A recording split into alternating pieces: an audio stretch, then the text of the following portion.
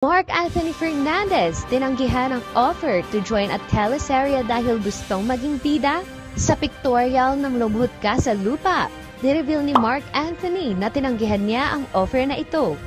It was offered to me first, siguro before this na-plan siya. Ako dapat ang Norman, pero they decided not the age of Norman, hindi bagay. They decided to make me a character for siya lang yung character na hindi doon sa original story. Oh, okay. Ayan, so I felt a little bad at first. Pero pagkatapos daw makasama ni Anthony ang buong production at cast, nagbago na raw ang pananaw niya sa comeback project ng ito. Pero being after the shooting, after the tapings, I thought I felt good. I didn't feel any wrong feeling. For more exclusive interviews, follow poplife.ph because you can't miss out.